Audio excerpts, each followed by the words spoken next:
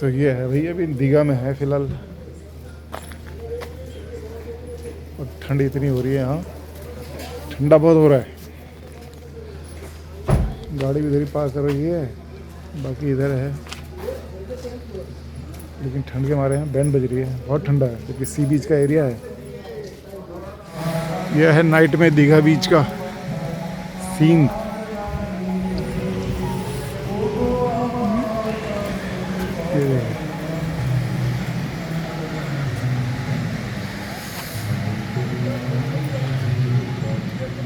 ये रात का बज रहा है 6:45।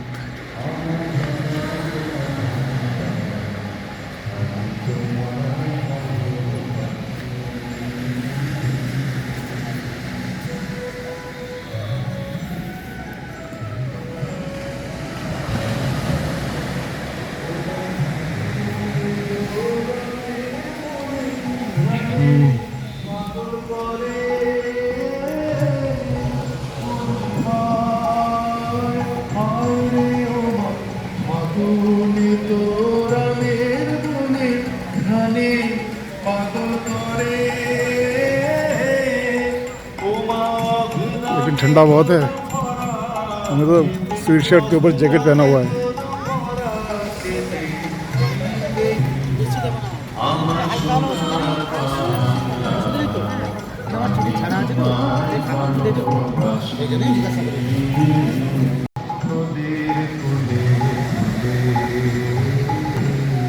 रात में ही लोगों का फोटो शूट चल रहा है।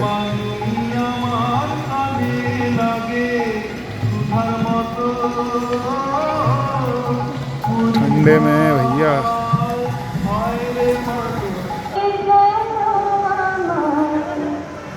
यहाँ पर बैठने का इन्होंने अच्छे बना रखे हैं, बैठने के सुंदर लगता है बैठने में, चाहे दिन में बैठे चाहे शाम को बैठे, बड़ा अच्छा लुक आता है। क्योंकि दिखने में अच्छा लगता है तो बैठने में भी अच्छा लगेगा ही। ऊपर से पूरा साफ़ सफाई है, अच्छी खासी साफ़ सफाई है, नीट एंड क्लीन, जो और जगह नहीं मिलता बीचेस में खासकर।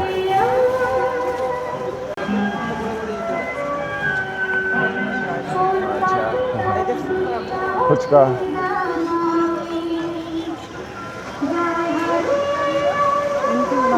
कल शाम पी थी हमने यहाँ, अभी देखते हैं। फिर दही खा दिया, मिष्टी दोही, उसके बाद पानी पी दिया, क्योंकि बहुत मीठा था, उस वजह से क्या है गला बंद सा हो गया।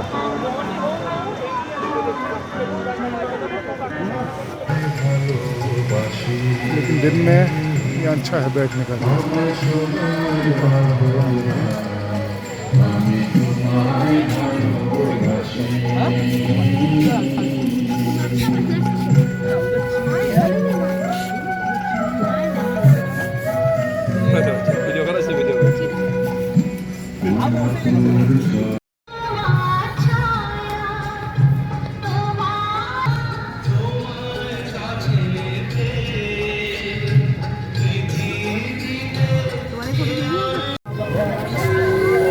ये पूरा मार्केट लगा हुआ बीच में, देखो आप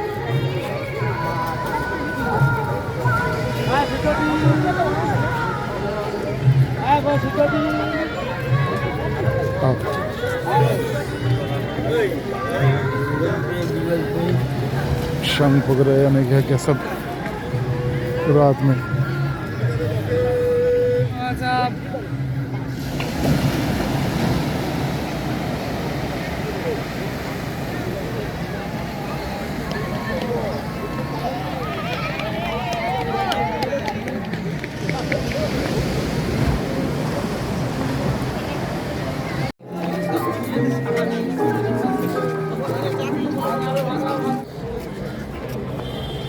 विश्व बांग्ला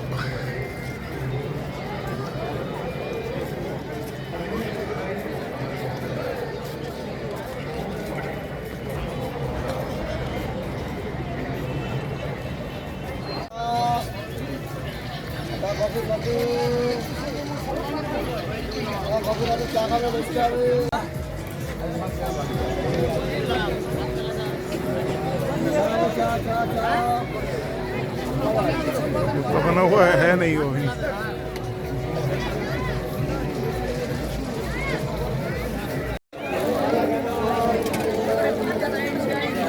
नॉनवेज खाने वाला भी तो यहाँ पर बाहर है।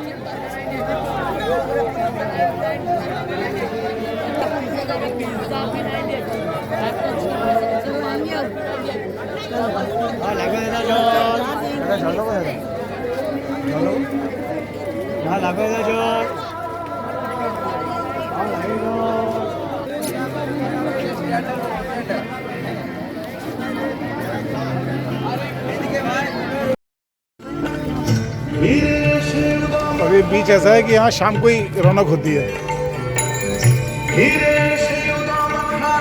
और बीच ऐसा है कि आपको कभी भी आप बोर नहीं महसूस कर सकते हैं।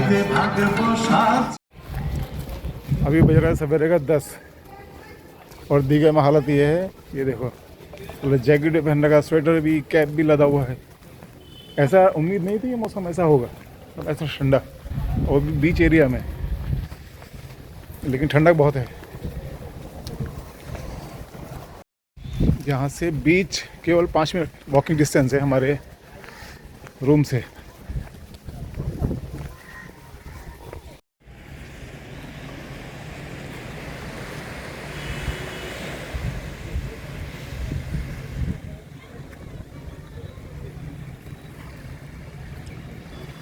ये है दीघा बीच सवेरे के टाइम में। अभी कितना बजे थे? 10:15। सुनसान पड़ा है फिलहाल।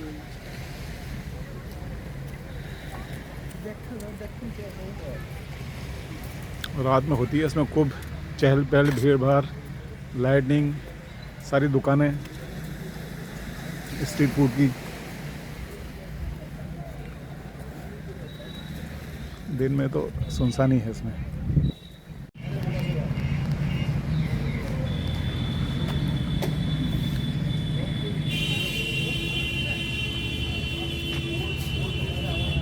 ये सब बने हैं दीघा बीच पर। ये बैठने का बढ़िया इंतजाम।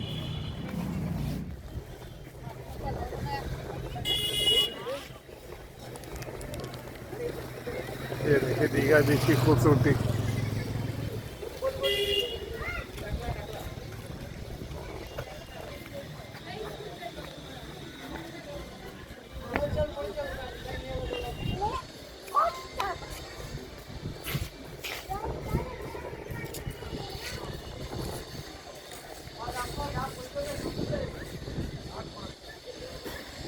तो बनता है क्या करें।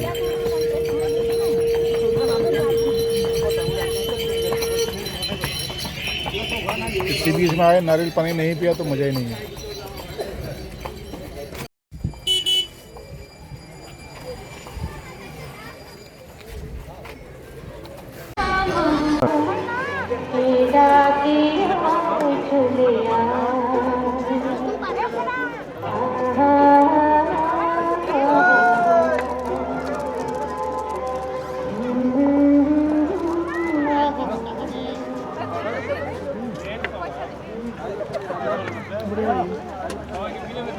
लेमन टी तो बढ़िया होती है।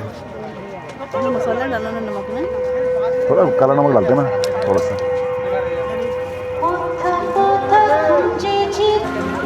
तो ये है फिलहाल लेमन टी। तुमने पी लिया क्या? गिरेगा नहीं, पीछे पूरा समुद्र हुआ है ना, सी नहीं आएगा उतना दूर तक।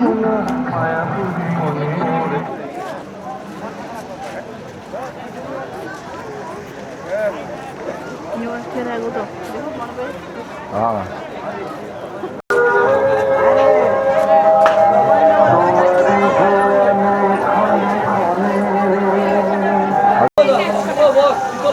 चाहे चिकन हो या फिश, तो दीघा आपका वेट कर रहा है।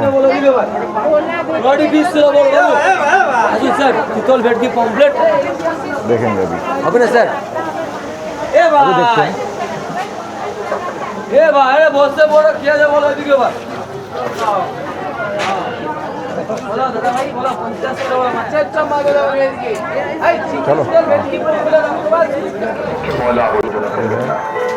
जोड़ी माना प्लास्टिक बर्तन काजू स्वीट्स और बाकी डेकोरेशन के लिए आप ये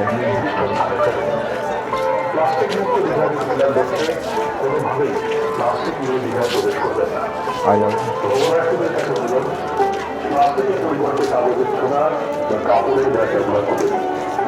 সমুদ্রস্নানের সময় সরকারি নির্দেশিকা মেনে চলুন।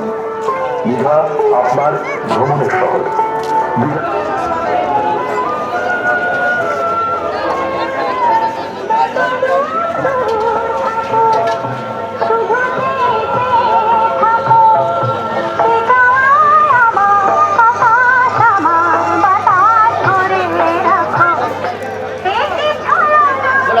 Variety of chickens.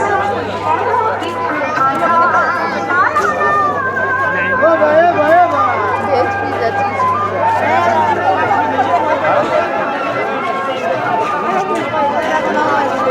না, এটা দাম বেশি নেবে না?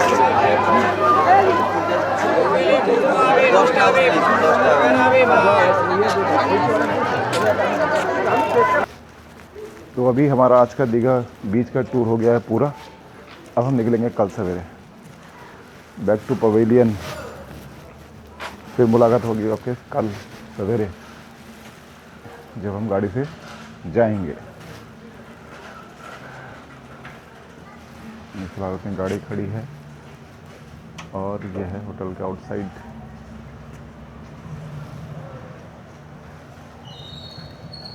चलिए मिलते हैं फिर कल। से ये सामने जो आप देख रहे हैं ये दीघा बीच का एरिया है जिसकी वीडियो हमने डाली हुई है। इसमें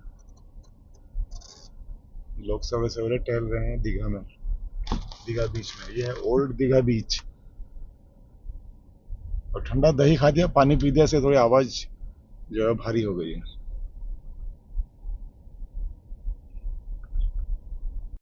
तो अभी तो बज रहा है 7:45 बज रहा है। तो हमने रोक लिया है टी ब्रेक के लिए।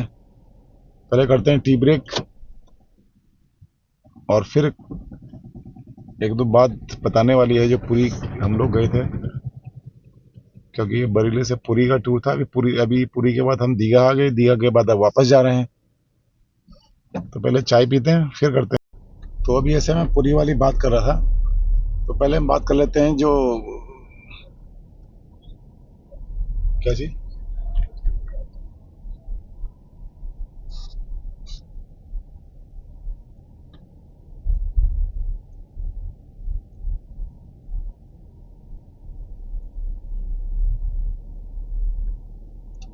पता नहीं क्या है। तो पहले हम बात कर लेते हैं पुरी की। पुरी में जो साइट सीइंग वाला टूर है, डे टूर, एक दिन का टूर है। सवेरे 7 बजे से लेकर शाम के 8:30 बजे तक चलता है। तो उसमें जैसा मैंने एक्सपीरियंस किया, जो मेरा पर्सनल ओपिनियन है उसके हिसाब से, तो अगर आप अपनी व्हीकल से आते हैं तो आप फिर उस टूर को मत लीजिए। आप अपनी गाड़ी से ही टूर ट्रेवल कीजिए, क्योंकि उसमें यह है कि कितनी जगह ऐसी हैं, अगर आप जैसे जू है, हम तो गए नहीं, लेकिन हमारा क्या 1.5-2 घंटा वहाँ वेस्ट हुआ। हमारा इंटरेस्ट नहीं था जू जाने में, तो जू घूमने का हमारा कोई ऐसा पर्पस था भी नहीं, लेकिन वो टूर में डाला हुआ था उन्होंने लास्ट में। तो उसकी वजह से हमने 1.5 घंटा अननेसेसरी वेस्ट हुआ। और फिर ऐसा होता है ग्रुप में जाने पर, कितने लोग तो ऐसे होते हैं उनको अगर बोला है 10 मिनट में आ तो आधे घंटे में आएंगे। तो वो भी एक प्रॉब्लम होती है, क्योंकि सबको मैनेज करके चलना है उसने, तो जो टूर गाइड है। और लोगों का अपना अपना तरीका है, कुछ पंक्चुअल होते हैं, कुछ नहीं होते हैं, कुछ ऐसे ही चलता है अपनी मर्जी से, कैजुअल वे में चल रहा है। उनको पता है हमको लेके जाएंगे, चाहे हम आधे घंटे में चाहे 1 घंटे में आए। तो वो टूर का मजा खराब हो जाता है। और दूसरा, जो ट्रेवल बसेस हैं, बोलते तो हैं एसी बसेस है जी, एसी, हमने एसी मिनी बस का किया था ताकि लोग कम हो, और तो ऐसा, लेकिन हुआ कुछ नहीं। वहाँ बड़ी बस जिसमें 60-70 लोग बैठते हैं वो है, और जिसमें हम गए उसमें 40-50 लोग फिर भी बैठे थे। तो कहाँ की मिनी बस हो। और वहाँ पर आप किसी से बहस भी नहीं कर सकते, क्योंकि जिसने आपका टूर बुक किया है वो तो आपके होटल में है, होटल वाला है। और जिसके जिसकी गाड़ी उसने बुक की है, जो सीटें उसने ली हैं वो किसी और की हैं। तो फिर वहाँ खाली अननेसेसरी बहस करके कोई फायदा नहीं है, क्योंकि वहाँ सुनने वाला कोई नहीं है। और सुबह जहाँ से बसें चलती हैं वो एरिया ऐसा है कि ग्राउंड है, धूल से भरा हुआ है, वहाँ की सारी बसें ऐसी है, कोई भी ऐसी लग्जरी बस नहीं है जिसे आप सोचेंगे कि जैसे साइट सीइंग के लिए जैसे बसें होती हैं, लग्जरी कोचेज होती हैं ताकि आपका सफर आराम से रहे, ऐसा कुछ नहीं है। और आपने देखा भी उसमें बस में उसने कैसे भर रखे हैं, जैसे पैसेंजर जैसे एक शहर से दूसरी जगह जाने को जो प्राइवेट बस वाले भर देते हैं, वो हालत है उन बसों में। उन्होंने ऐसे भर रखे हैं, ऐसा कुछ नहीं है कि आपको आराम से जाएंगे और घूमेंगे एरिया को, कुछ नहीं। उन्होंने तो पब्लिक ऐसी भरी है उसमें, कोई तो आगे बोनट पे बैठे हैं। आप बताओ, ये हालत है उनकी। पैसे सबसे पूरे ले रखे हैं और कोई सीट नंबर नहीं, कोई कुछ नहीं। एक दो बेचारे बंगाल से आए थे, कहा थे उनको तो ऐसी जगह फंसा दिया उसने ड्राइवर के जस्ट बगल में वो तो बड़ी मुश्किल से बैठा वहाँ। फिर वो गाली देता रहा रास्ते भर के, अब तो गलती होगी, अब तो कभी नहीं आएगा। तो सबका एक्सपीरियंस ऐसा ही है ज़्यादातर। तो आप उसको अवॉइड करो, जो प्राइवेट टूर ऑपरेटर्स हैं। और आपको शौक अगर है ही कि जो हम साइट सीइंग वाला टूर करेंगे, तो फिर आप OSTDC जो है, उड़ीसा स्टेट टूर, जो भी डेवलपमेंट वाले जो जिनकी है, उनकी गाड़ियाँ बुक करो आप। उनका टूर बुक, उनकी तो सुपर लग्जरी गाड़ियाँ हैं। वो तो हमने रास्ते में देखी, हमें पता नहीं था। उनको बस मैंने रास्ते में देखी, OSTDC की। गवर्नमेंट का है, उड़ीसा स्टेट टूर डिपार्टमेंट, जो भी होगा उनका फुल फॉर्म। तो उनकी जो गाड़ियाँ हैं वो है सुपर लग्जरी। उसमें आप घूमो तब तो मज़ा भी आएगा कि हाँ, हमने कहीं साइट सीइंग का टूर किया है। और इन लोगों ने जो प्राइवेट जहाँ से टूर हमने बुक किया था, उन्होंने उसमें जो जगह डाल रखी है उसमें, और उसमें लेके जाते हैं। उसमें चाहे उनका टिकट का सब ले लेते हैं, टिकट का खर्चा आते हैं, बाकी गाड़ी में ले लेंगे आपसे एंट्री की, सब जगह की एंट्री फीस का। जैसे 350 रुपये उसने हमसे लिया पर हेड टूर का। फिर गाड़ी में कंडक्टर ने अलग से वजन लिया 180 के हिसाब से, जो गाइड था, कि भाई आपको जो एंट्रेंस फी लगेगी सब जगह की, वो एक्स्ट्रा है। तो लेकिन उसमें गए तो सब कुछ देखा, लेकिन वो मज़ा नहीं आया। इसमें जैसा दिमाग में एक पिक्चर बैठा के गए थे, भाई ऐसी लग्जरी गाड़ी होगी तो कम से कम आराम से घूमेंगे। तो वहाँ से आने में फिर 8:30 बज गया रात के। तो मैं तो उसको प्रेफर नहीं करूँगा उस टूर को। अगर आपकी अपनी व्हीकल है, अपने व्हीकल से जाओ, जहाँ जहाँ जगह ठीक लगती है वहाँ कवर करो, वापस आ जाओ टाइम से। नहीं तो जाओ तो फिर गवर्नमेंट वाले में जाओ। और दूसरी बात है पुरी, जगन्नाथपुरी के दर्शन की। तो जगन्नाथपुरी के दर्शन, जो वहाँ का मंदिर मैनेजमेंट कह लो, सिविल अथॉरिटी कह लो, जो भी है सिविल एडमिनिस्ट्रेशन, किसी काम के नहीं है वो लोग। उनसे आप उम्मीद भी नहीं कर सकते किसी चीज़ की, ऐसी हालत है। एंट्रेंस के लिए उन्होंने जहाँ से एंट्रेंस का रास्ता बना रखा है, वहाँ से वो लोग 100-150 के ग्रुप में छोड़ते हैं। 100-150 ग्रुप आ जाएगा, उसको आगे लेके जाएंगे, आगे फिर बैरियर है। ऐसे 5-6 जगह हैं जहाँ फिर रोक देंगे। लेडीज, जेंट्स, बच्चे एक ही साथ सब, उनका कोई अलग अलग कुछ नहीं है। और लोग ऐसे हैं, ऐसे धक्का मुक्की उसमें से करते हैं जैसे पता नहीं क्या चीज़ फ्री की बैठ रही है, और छूट जाएंगे तो फिर नहीं मिलेगा। कोई किसी को नहीं देखता है कि कौन बच्चा है, कौन औरत है, कोई मतलब नहीं है। और ना वहाँ कोई कंट्रोल करने वाला है।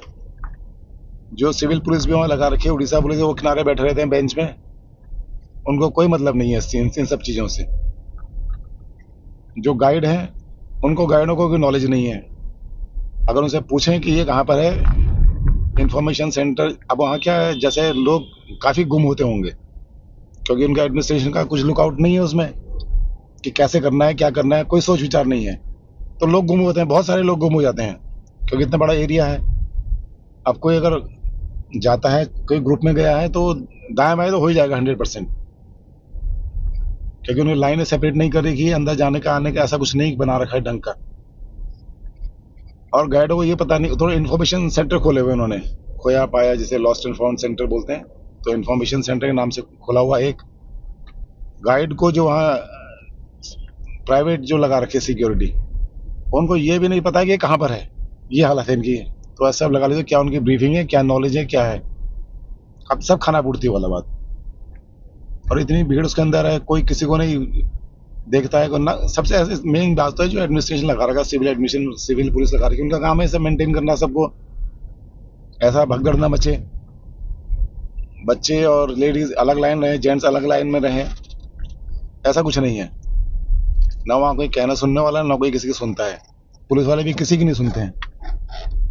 मैंने भी ट्राई किया था एक दो बार किसी को जानकारी लेने के लिए, कोई मतलब नहीं है उनको। पहले तो सुनते ही नहीं, होता ऐसा करते हैं जैसे उन्होंने देखा ही नहीं है कि तुम सामने भी खड़े हो। तो ऐसी बुरी हालत है। तो जब भी कभी ग्रुप में जाएं, कभी जाए, जनरली लोग ग्रुप में जाते हैं, मैंने बहुत लोग देखा है, सबके गुम हुए थे, सब ग्रुप में ही थे वो। तो ग्रुप में जाते हैं तो जाने से पहले उनको बता दें कि भाई एंट्रेंस जो है मंदिर का, एंट्रेंस सिंह द्वार है। एक ही एंट्रेंस है, वो सिंह द्वार है। आउटलेट उन्होंने काफी खोल रखे हैं, पता नहीं कहाँ कहाँ से निकाल रखे होंगे। तो पहले ब्रीफ कर देना चाहिए अपने ग्रुप के लोगों को, सिंह द्वार है, इसके सामने कोई भी पॉइंट आप छाट लो कि सबको दिखा दो भाई यहाँ पर इस जगह पर आना है आपने। तब वो चाहे कहीं भी गुम हो जाए, अंदर घूम घाम के उसने उसी जगह पहुंच जाएगा, वो जहाँ से आप बता के जाएंगे भाई इस जगह पहुंचना है सबने। एक पर्टिकुलर लोकेशन जो सबको पता चल जाए कहाँ पर है। और मेन लोकेशन एंट्रेंस पॉइंट है सिंह द्वार। अब वहां ऐसा कुछ है नहीं कि आप कहीं बाहर जाएंगे तो आपको फिर आप सही जगह पहुंचेंगे। तो जब तक नॉलेज नहीं होगी तब तक मुश्किल है। तो ये जब भी आप जाएं, किसी ग्रुप में जाएं, 2-3 लोग भी जाएं, चाहे ज्यादा जाएं, ये इस बात को कंफर्म करके जाना है अंदर मंदिर के अंदर कि भाई सारे ग्रुप किस जगह पर एक जगह जमा होगा। नहीं तो सब लोग घूम आते हैं, फिर माइक में चिल्लाते रहते हैं। कितनी तो औरतें रो रही थी माइक में जोर जोर से, उनके हस्बैंड गुम हो गए और कुछ घबरा गए बुरी तरीके से, तो वो माइक में रो रही है। फिर वो अब वो कितनी देर में कौन किसको मिल रहा है ये तो पता नहीं, लेकिन ये सब चल रहा था वहाँ। तो थोड़ा सा ये चीजें ध्यान रखने वाली बात है जब जाते हैं तो। बाकी ठीक है, आप जाइए, दर्शन करके आइए। फेमस टेम्पल है पुरी का। और एक मिथ जो मैं बताना चाहता हूँ, जिसके बारे में मैंने बहुत जगह पढ़ा है, ये लिखा है, लोगों ने लिखा हुआ है, पता नहीं बड़े बड़े लेख लिख दिए हैं उसमें, कि जो मंदिर के ऊपर का चक्र है, जो मेन टेम्पल के ऊपर का जो चक्र आप देखेंगे, क्यों आप किसी भी साइड से देखो तो आपको अपनी तरफ दिखता है। ऐसा लोगों ने बहुत कहा है, अपने वीडियो में दिखे होंगे, कहाँ मैंने बहुत जगह पढ़ा हुआ है। लोग ऐसा दावा करते हैं जैसे पता नहीं कितने बड़े वैज्ञानिक बन गए हैं वो। तो मैंने उसी चीज को देखने के लिए देखा। तो फ्रंट से तो ठीक है, फ्रंट दिखाई देगा, लेकिन आप अगर साइड से देखेंगे उसको, मंदिर के दूसरे साइड से जाके देखेंगे तो नहीं दिखता ऐसा कुछ, क्योंकि वो आपको आपकी तरफ है ऐसा नहीं दिखता है। वो तो जब वहाँ फिक्स है तो उसी पोजीशन में फिक्स है, जिस पोजीशन में है। तो आप जिस साइड से देखेंगे आपको उसी पोजीशन का के हिसाब से दिखाई देगा। तो ऐसा कुछ नहीं है कि आपको हर जगह से अपनी तरफ दिखाई दे, ऐसा नहीं है। तो ये मिथ गलत है जो लोगों ने फैला रखा है। ऐसा अननेसेसरी चीजें फैलाना सही नहीं है। या तो उनको खुद भी नॉलेज नहीं है, खुद भी गलतफहमी के शिकार हैं, दूसरों को भी गलतफहमी का शिकार रखते हैं। लेकिन आप जाइए तो अच्छी जगह है। लेकिन उसके बाद ये दीघा भी जहाँ से हम अभी होके आ रहे हैं, अगर आप पुरी वगैरह कहीं भी जाते हैं आसपास, तो दीघा तो आप 100% होके आइए। मैं तो उसको 100% रिकमेंड करता हूँ दीघा को, कहीं भी जाए तो। क्योंकि जैसा बढ़िया यहाँ का माहौल है, चहल पहल है, सब कुछ है, शाम को बड़ा अच्छा लगता है। तो अच्छी जगह है, बहुत अच्छी जगह है। मतलब साफ सुथरा किया है, अच्छा मेंटेन किया है। तो अगर आप आते हैं तो मतलब घूमने में अच्छा, शाम को तो उसकी रौनक ही अलग रहती है। ऊपर से खाने पीने का कोई प्रॉब्लम नहीं है, आप अच्छे से रह सकते हैं, खा सकते हैं, घूम सकते हैं। क्लाइमेट अच्छा है। क्लाइमेट अच्छे का मतलब यह है कि जैसे और बीच साइड में आप देखेंगे इतना ठंडा नहीं होता है, लेकिन यहाँ थोड़ा क्लाइमेट थोड़ा अलग है। यहाँ जाड़ों में भी हमको शाम को या सवेरे के टाइम जैकेट कैप सब पहनना पड़ रहा था। अभी भी हम गाड़ी में यही सब कैप पहन के बैठे हैं। क्लाइमेट और जगह से ठंडा है, और जो बीच साइड है उनसे ठंडा है। और जगह बीच साइड में तो ऐसा नहीं रहता है, लेकिन दिन में थोड़ा गर्म हो जाता है जरूर। आपको जैकेट जैकेट आपको उतारना पड़ेगा। हल्के स्वेटर पहनिए तो वो तो चलेगी, लेकिन सुबह शाम कैप चाहिए, स्वेटर, जैकेट सभी चाहिए। लेकिन ये अल्टीमेट जगह है आपका, इसका यहाँ का टूर आपका मस्ट है। अगर आप इस एरिया की इस साइड में आते हैं, तो नहीं भी आते हैं तो स्पेशल दीघा का टूर बना सकते हैं। अभी हम ये बंगाल के अंदर ही हैं। यहाँ पर एक जगह हम रुके थे। है तो छोटा सा ही है, इसका थोड़ा ठेला सा लगा रखा है, आप अगर दिखाई देता है तो हरे रंग का है। इसके वहाँ खाई हमने 2 इडली 2 वड़ा। उसकी प्लेट भी काफ़ी अच्छी प्लेट है उसकी। मतलब गहराई भी है उसमें, खूब सांभर भी खूब आ रहा है उसमें। 2 इडली 2 वड़ा और 20 रुपए का, तो एक तरह से देखा तो चीप ही है, सस्ता है, साफ सुथरा है और खाना अच्छा टेस्टी बना रखा था उसने। ऐसा लगती है और भी देखो। अभी लंच के लिए रुके, एक जगह देखते हैं।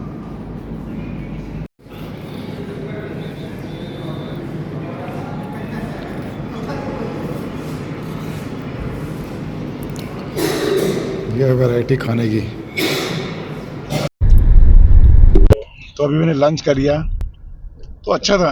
ये थाली आपने जो देखी है वो 110 रुपये में, तो 110 में थाली में, और उसके बावजूद ये पूछ रहे थे बाद में कुछ और चाहिए, तो दाल चावल सब्जी कुछ चाहिए था एक्स्ट्रा। ये हमारे लिए तो वो काफ़ी था, एक जने के लिए इतना काफ़ी है। स्वीट डिश भी है, मिष्टी दोई भी है साथ में, सभी कुछ है एक तरह से देखा जाए तो अच्छी थाली थी और सस्ता। बंगाल में खाना थोड़ा सस्ता है और जगह के हिसाब से। आज सुबह ब्रेकफास्ट हमने किया था, तो वो 2 इडली 2 वड़ा 20 रुपए में कौन दे रहा, नहीं तो। और वो भी उसका कटोरा इतना बड़ा था, उसमें सांभर भी खूब आया, उसने दोबारा भी सांभर दिया हमको। ये तो और जगह तो सांभर ऐसे देते हैं तो 2 चम्मच से ज़्यादा नहीं होता है, खाया जैसा भी लगता नहीं, ना मज़ा आता है। तो फूड का कॉस्ट सस्ता है बंगाल में, और प्रिपरेशन भी अच्छा है लोगों का, मतलब खाने में मज़ा आया। देखो यहाँ पर इतने ज़्यादा कारखाने हैं, फैक्ट्रियाँ हैं, पूरा धुंध हो रखी काले रंग की। अब आप कैमरे में इतना नहीं दिख रही होगी, लेकिन यहाँ दिख रहा है रोड साइड में काले बिल्कुल मिट्टी, क्योंकि ये फैक्ट्रियाँ हैं, सबकी छतें भी धूल से पट्टी पड़ी हैं और ये एरिया भी पूरा धूल से पटा पड़ा है।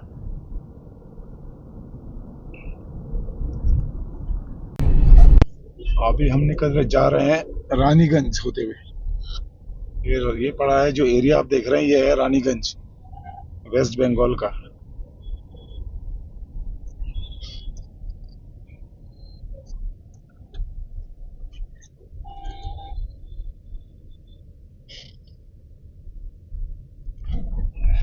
बताओ इस हाईवे में भी ये लगा रखे बैरिकेडिंग,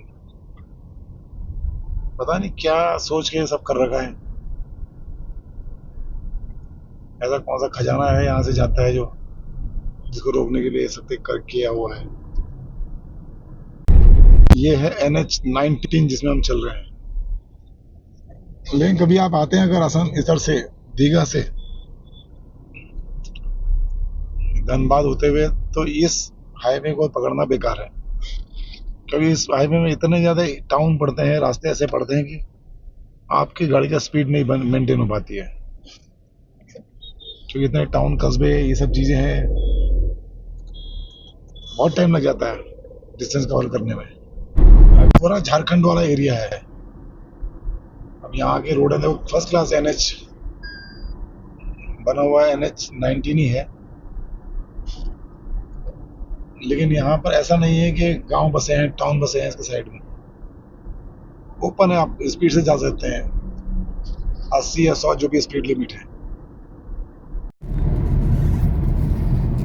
अभी इसमें ये एम्बर लाइट, देखो शायद एम्बर लाइट बोलते हैं, ये इसमें शो कर रहा है। ये साइन ऊपर जहाँ कार का साइन सा शो करता है,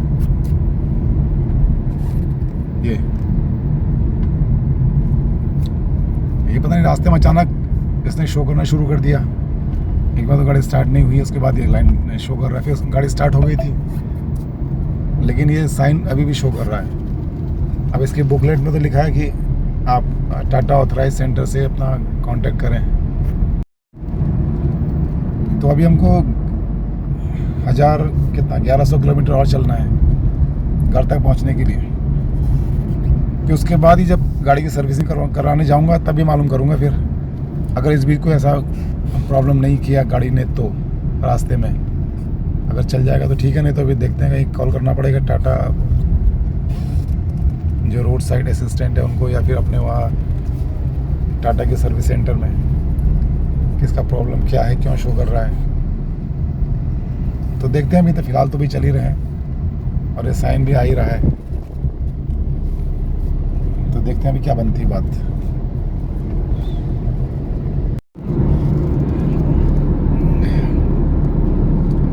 नज़ारा बड़ा अच्छा लग रहा है इधर उस साइड में, इस तरफ सूरज डूब रहा है।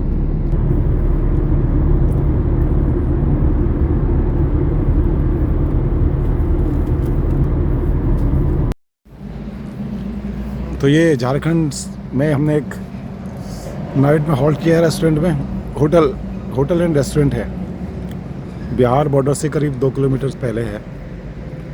ये खड़ी है अपनी गाड़ी, क्योंकि रात हो गया था तो रुकना तो था। होटल है माँ अन्नपूर्णा फैमिली रेस्टोरेंट, अच्छा है। इसमें अभी नया बन रहा है, खाना तो बढ़िया है।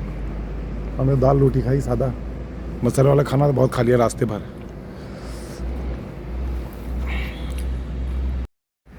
तो अभी खाना ना खा लिया, डिनर हो गया, अब रेस्ट करेंगे। तो कभी आप लोगों का आना होता है तो यहाँ ज़रूर आइएगा। तो अभी हम निकल गए हैं सवेरे सवेरे, इतना सवेरे भी नहीं हो रहा, 7:45 तो 7:45 हो रहा है। कोहरा हल्का लगा है, ठंडक भी है, टेम्परेचर 9 डिग्री हो रहा है। अब यहाँ से बिहार बॉर्डर करीब है केवल 2 किलोमीटर।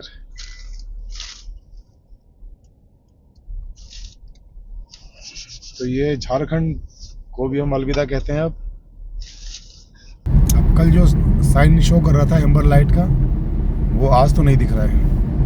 कल शाम को जहाँ हम रुके थे उससे पहले ही बंद हो गया था, पता नहीं अपने आप आया था, फिर 4-5 घंटे के बाद अपने आप ऑफ हो गया। और अभी हमारा डेस्टिनेशन को है करीब 14 घंटा 14 मिनट, यानी 835 किलोमीटर और हमने चलना है। बिहार में एंटर कर रहे हैं अब जाके, बिहार स्टेट में। ये दोभी करके है ये बिहार की चेक पोस्ट दोभी। तो अभी इस समय हम लोग हैं दिल्ली कोलकाता हाईवे।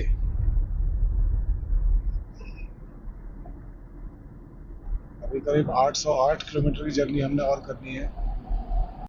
अब ये सामने वाइट ड्रेस में, ये तो पता नहीं बौद्ध होंगे क्या है, लेडीज हैं, लेकिन वो काला काला सा कुछ पकड़ते हैं डंडे में फंसा के, पता नहीं क्या। अच्छा, मोरपंखी टाइप की कुछ है। ये पहले भी दिख रहे थे, ये तो आगे भी दिख रहे थे। सब नंगे पैर चले हैं, स्वेटर वेटर भी नहीं पहना हुआ।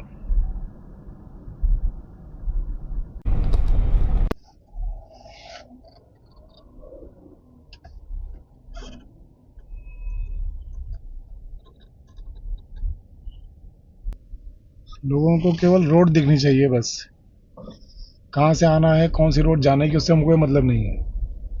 बस रास्ता दिख जाए घुस जाओ। जबकि बगल की रोड है जाने के लिए, उसके बावजूद भी इसी में घुसे हुए हैं आने वाले भी। अब एंट्री हो गई हमारी है यूपी में, बिहार के बाद यूपी एंटर कर लिया।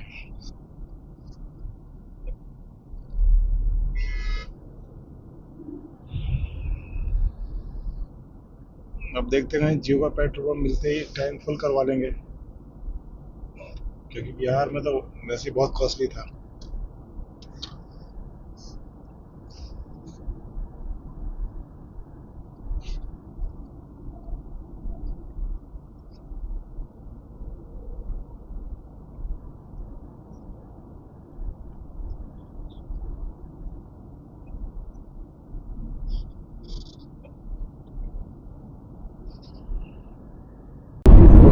ऊपर से क्या वो त्रिशूल, शायद पता नहीं क्या है ये बिल्डिंग, त्रिशूल बने हैं। ये वाराणसी के अंदर के उसमें से है। हम तो रिंग रोड से निकल रहे हैं, प्रयागराज होते हुए जाएंगे। तो ये बने हुए हैं, ये पता नहीं लाइट लगी है उनमें। अच्छा, स्टेडियम होगा ये, स्टेडियम है। त्रिशूल की शेप का बना रखा है पोल, और उसमें लाइट लगा रखी है।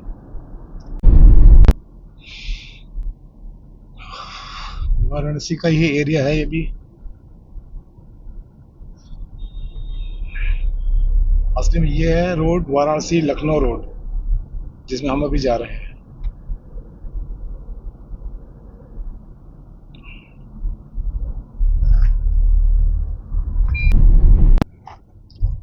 वाराणसी आगमन पर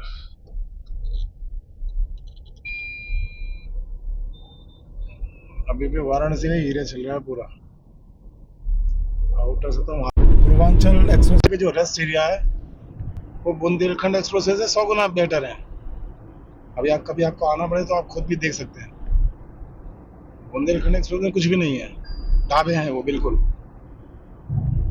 और यहाँ पूर्वांचल वाले में वो अच्छे खासे रेस्टोरेंट्स जैसे बने हुए हैं, वहाँ खाने पीने का हर चीज़ अवेलेबल है। ये है पूर्वांचल एक्सप्रेसवे का रेस्ट एरिया।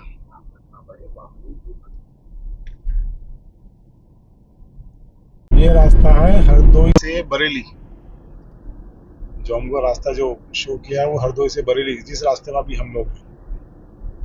इसमें कहीं पर स्ट्रीट लाइट वगैरह कुछ नहीं है, ना कोई लाइट है ना कुछ है, बस घोप अंधेरा है। हरदोई तक रोशनी था क्योंकि एक सिटी है, उसके बाद पूरा अंधेरा है। कहीं पर इक्का दुक्का कोई मकान दिख जा रहा है, नहीं तो फिर बिल्कुल अंधेरा है। अभी बज रहा है 9। अभी बरेली है करीब 73 किलोमीटर, यानी 1 घंटा 18 मिनट शो कर रहा है। और कोहरा भी कभी ज़्यादा हो जा रहा है, कभी हल्का हो रहा है, ऐसा लग रहा है उड़ के आ रहा है कहीं से। कभी ज़्यादा हो जा रहा है अचानक, फिर कभी थोड़ा। अभी कितना ज़्यादा कोहरा हो गया।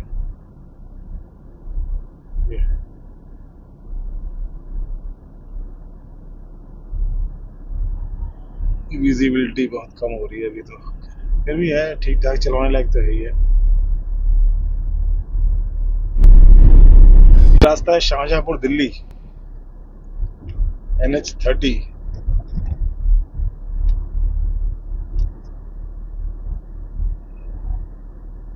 रास्ता तो अच्छा खासा बना हुआ है, ऐसा कुछ नहीं, बढ़िया है।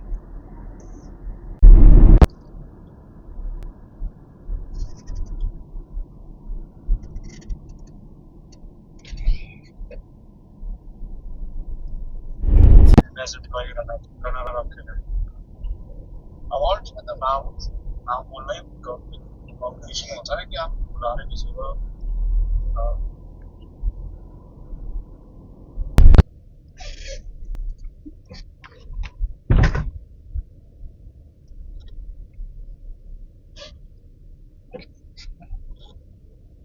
अच्छा, उसके जगह गति ये लगा रहा है, दिखता नहीं था ना लोग चलते होंगे तो।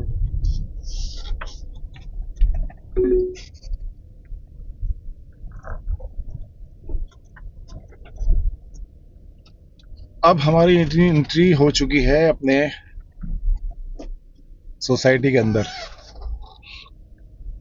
अभी बज रहा है 10। सही टाइम पे पहुंच गए हम लोग। कोहरा भी लगा था काफी, लेकिन फिर भी सही स्पीड मेंटेन रखी और रास्ते में अननेसेसरी कहीं रुके नहीं। 10:30 बजे टाइम शो कर रहा था, हम 10 बजे पहुंच गए।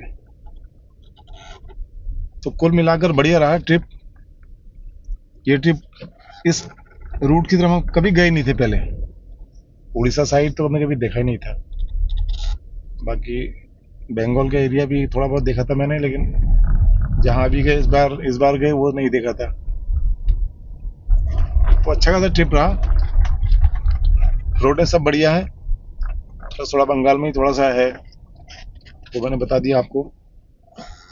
बाकी आप देखते रहिए, बने रहिए ब्लॉग में, और देखते रहिए हमारे आने वाले जो ब्लॉग भी होंगे। और जब भी मौका मिलेगा फिर एक लॉन्ग ट्रिप फिर होगा। कब होगा ये पता नहीं, कह नहीं सकते हैं। बाकी छोटे ट्रिप तो आपको देखने को मिल जाएंगे, कहीं जाएंगे हम। चलिए फिर अपना ध्यान रखिए, और कमेंट सेक्शन में अपने कमेंट भी दे दीजिएगा, कैसे लगे क्या लगे। अच्छे तो अच्छे, खराब तो खराब। चलिए ठीक है फिर, okay, take care, bye bye and good night.